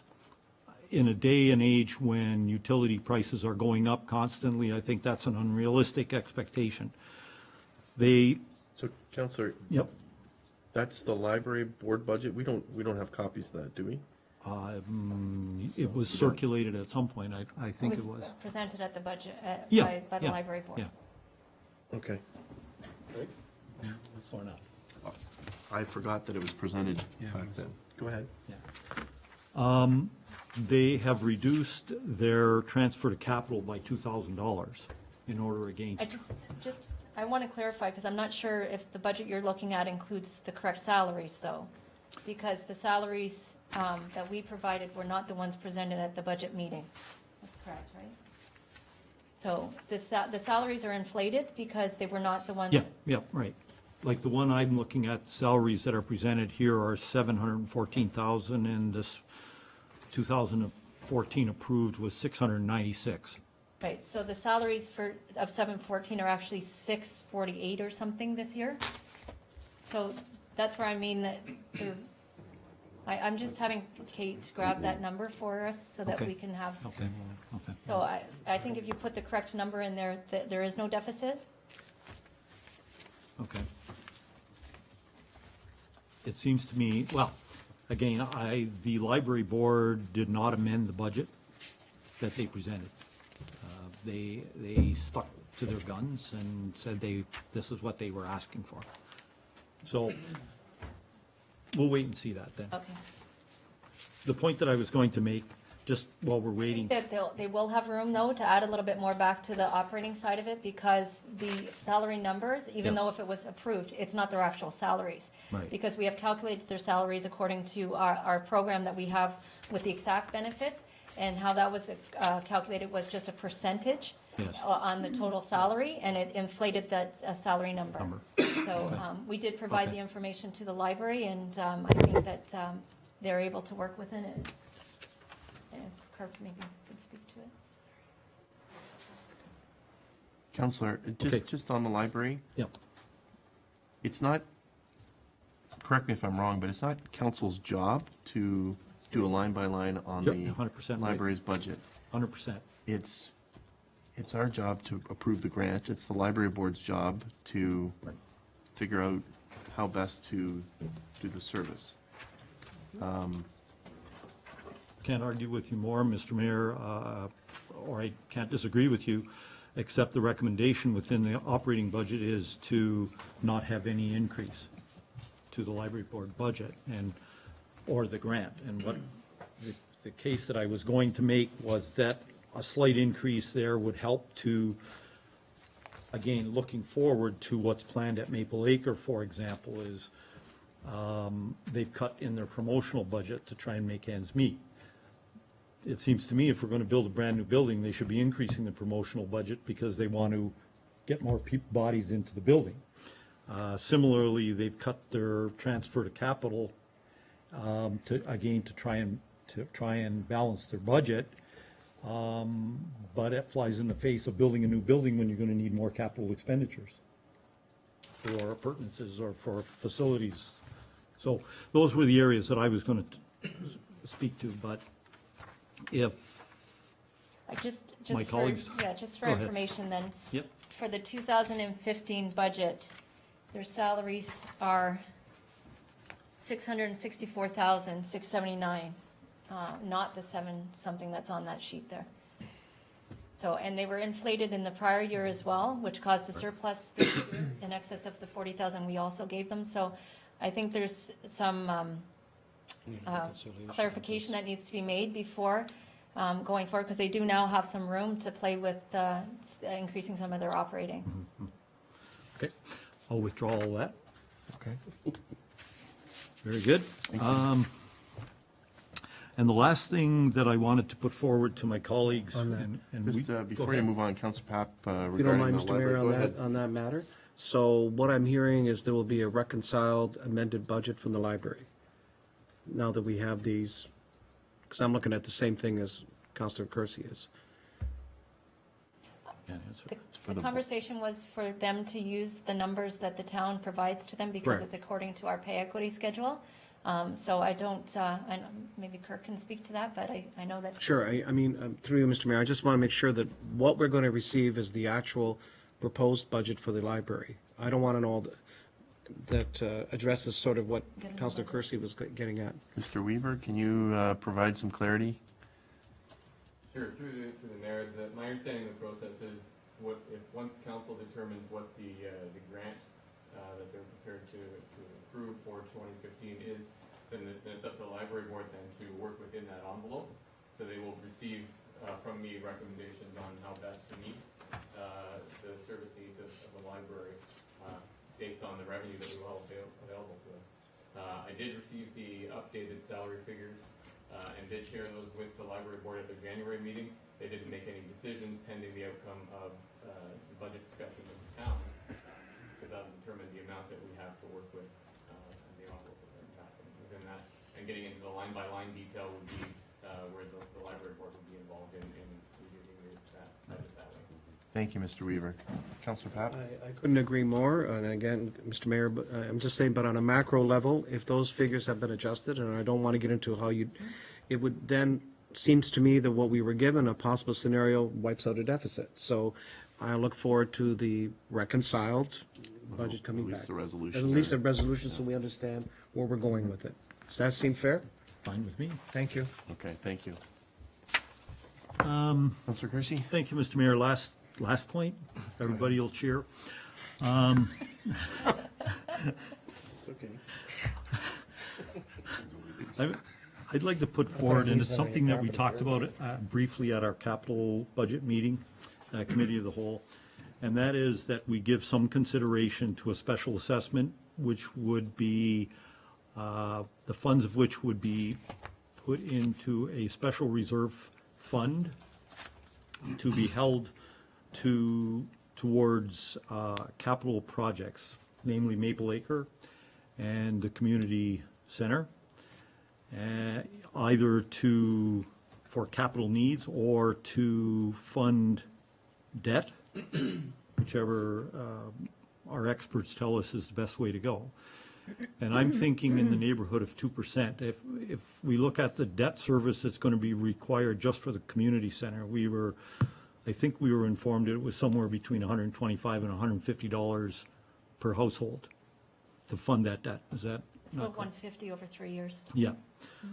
So if we do give a 2% special assessment going forward, that works out to about $25 a house, average household, I think. Somewhere in here I saw that It's a 14% increase for 1%, so you're going to Right. add 28 onto the $14 26. increase. yeah, $14 for a 1%, so a 2% would add $28. Onto the 26. Which is a step forward, so that if and when we do the community center, we're not going to be faced with assessing our constituents $150 in 1 year. This gives an opportunity to phase it in, and if we adopt this going forward over the next several years, and hopefully growth will help us out in that area as well, we would be in a much better position, I think, to proceed with the projects that we have on the drawing board at the present time. So, before I make a motion to that effect, Mr. Mayor, I'd like to hear some discussion around that point, if at all possible. Okay, thank you, Councillor. Oh, the treasurer wants to comment?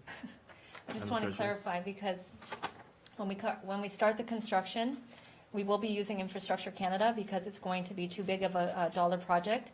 So each year, they will already get an incremental increase on their tax levy to cover that off. So this would be in addition to that. So what would happen then in the third year is, once the community center's done, then we would turn that around and push it into a debenture. So this would start that process a year earlier or 2 years earlier with that incremental increase. So just for clarity, I want to make sure that's clear, that we've already determined that there would be an incremental, and that's so that they don't see it all at once. Right. Okay, thank you. Comments? Councillor Rubio? Thank you, Mr. Mayor. I just wanted to hear from the treasurer, and perhaps you can go into more detail with exactly how this works operationally. Money comes in, it's in the reserve, so what happens? How is it used? How is it offset if it's ever done? Well, at the time, if we collect this specifically for reserve, that's what would happen. It would be transferred into a reserve for a community center or capital projects. And it would sit there until such time as we need it. During the process of building, we would need it to help offset the cash flow, or it would sit in that reserve and we'd use infrastructure, which is going to cause, or the debt, or cause interest on that loan. At the time we're ready to fund, we decide, are we knocking down the balance of the, you know, say the facility is 27 million, we're going to take 200,000 off the top and then debenture. In that case, it's not going to make a whole bunch of difference on that principal and interest payment. It's really negligible at that point because the 100,000 on top of the 27 million. So you could use that money to help offset the debt, but the payment is going to be over $1 million. So again, I mean, it's something towards it, but it's not something that's going to make a huge difference. It would make much more difference, obviously, if we were 10 years to that date or 5 years to that date. We're anticipating we're maybe 2 to 3 years to that date. So, but it's council's discretion to put that on here. Councillor? Thank you, Mr. Mayor. I'm sure there'll be more discussion. Maybe I'll have a chance to digest that a little bit and All right. talk to it some more. Thank you. Councillor Pat?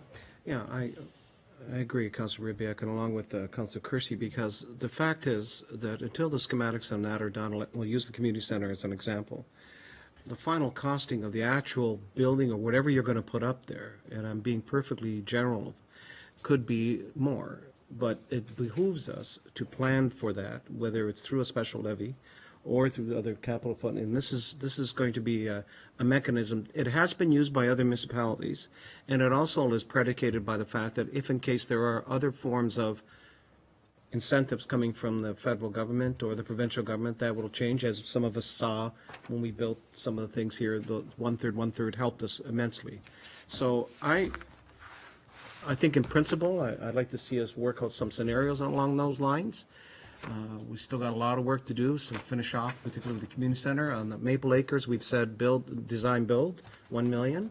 So that static, if you want to call it, we can figure out if we can work in that envelope. So I'm be curious to see how that would how that would apply in the whole financing of those kinds of capital projects.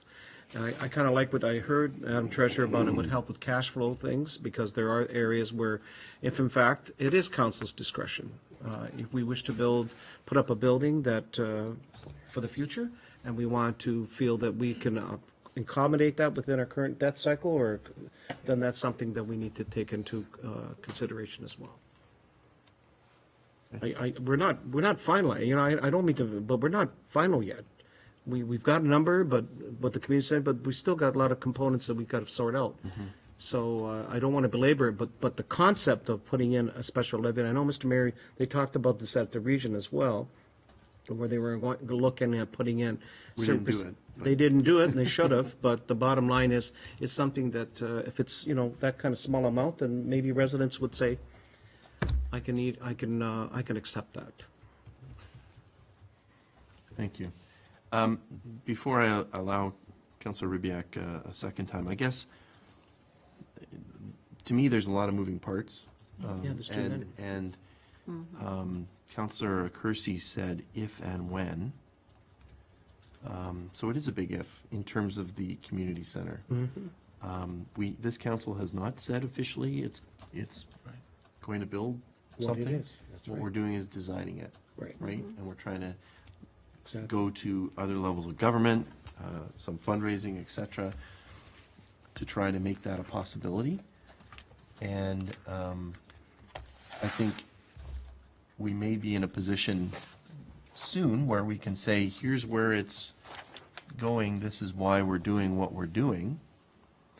But somebody now might say, is it a little early? Now, maybe personally, we might say, geez, we want to go on a trip, let's start planning, we don't know where we're going, and you can do that personally.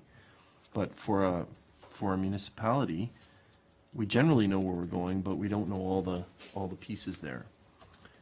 Some would argue, you know what, it's far better to be in my pocket than the town's pocket, because I'm going to spend it this year and use it for X, Y, Z, as opposed to where it's going to go. So, I mean, I'm really of two minds.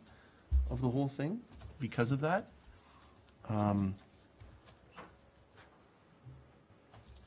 I guess those are my initial thoughts. And I think about, again, the property. I'll ask the question of the treasurer. In this budget, how much is interest payment on the town's property? It's 250, interest alone is Interest just under 50,000. Well, interest and principal, 250,000. So Right. of that 624, when that property transaction occurs, and we're hoping it's going to happen this year, there's $250,000 there Coming off. right? That can be room for this. So Interesting. there's a lot of moving parts. The CAO whispered in my ear, we can do a report and come back to council before it makes this determination on that, because I think before Scenario. I'm prepared to say, to vote in favor of it, I think we need to look at it very seriously and to see what the options are moving forward. So those are my comments, and I'm going to turn to Councilor Ribbiak and then others. Thank you, Mr. Mayor, and I think you anticipate some of my concerns with regard to this too. We introduced a levy now at 2%. We are going to have to come back for more, presumably if we make the decision to go ahead. Don't know how much more, of course, because we don't know what the final position is, what the final design is going to be, and we don't know how much participation there will be from other levels of government or other kinds of fundraising to go into this thing.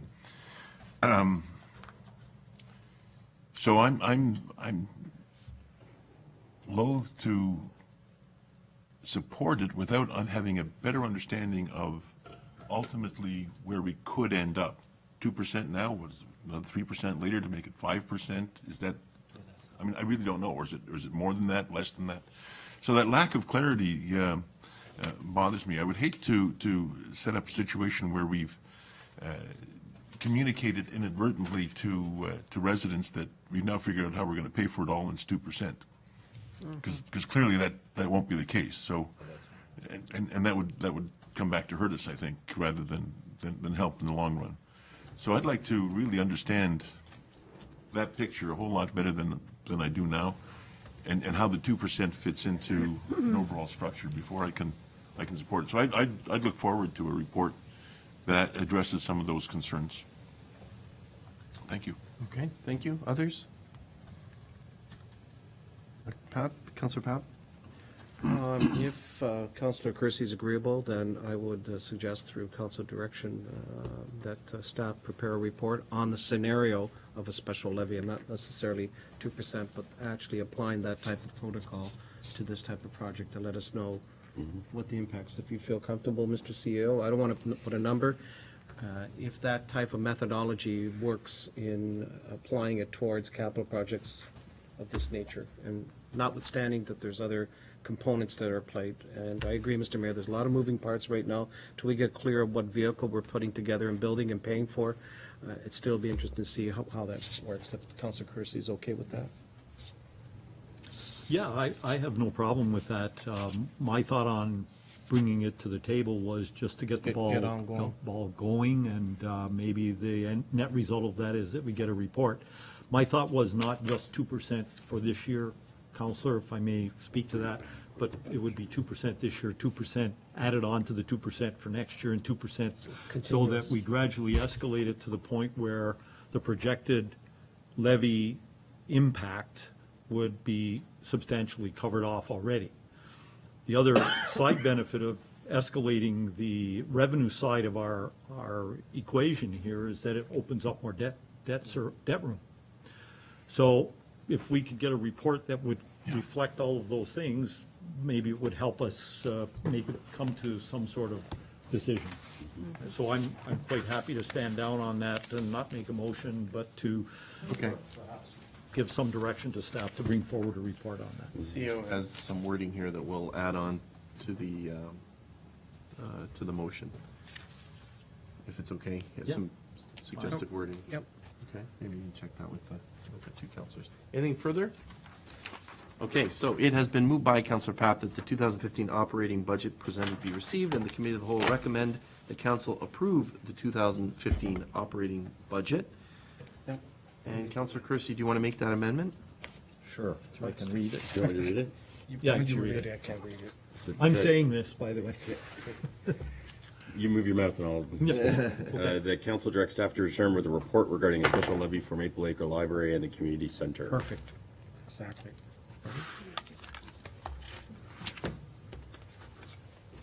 Staff to Is that right? So I'm trusted that report will reflect what I put forward. report regarding a special levy for Maple Acre Library and the community center, or potential community center. Okay? To that amendment, any further discussion? There being none, I call the question on the amendment. All those in favor? Any opposed? Amendment carries. And now to the motion, as amended, and the CEO indicated in terms of the timing of that report, can that, We'll do our best to come back with it with the budget. Yeah, you come, yeah. Has to come back soon, right? I'll tell you later. so they're gonna do their best to bring it back when the Whenever budget they- comes to yeah, council. don't- Councilor Ribbiak? Hey, Mr. Mayor, I take it we don't require an amendment to provide direction around the payroll clerk discussion that we had earlier, the report that's going to come from the CAO, Mr. CEO? coming anyway, doesn't That require. was the consensus of council, I believe, Mr. Mayor, so yes, I don't believe you need a resolution. Good, perfect. Okay, I think it's, yeah, it's understood, and it may take a little longer than next council meeting.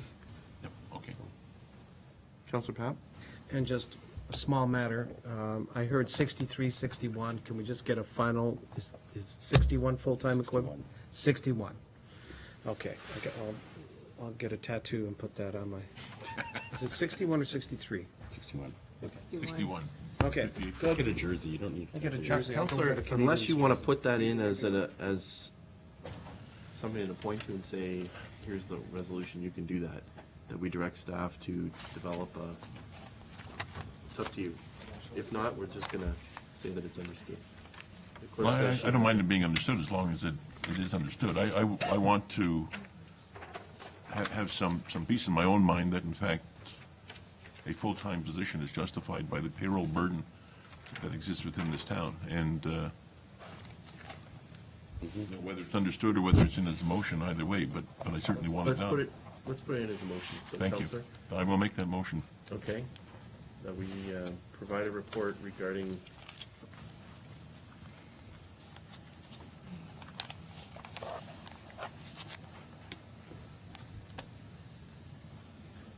direct staff to provide a report regarding the human resources function.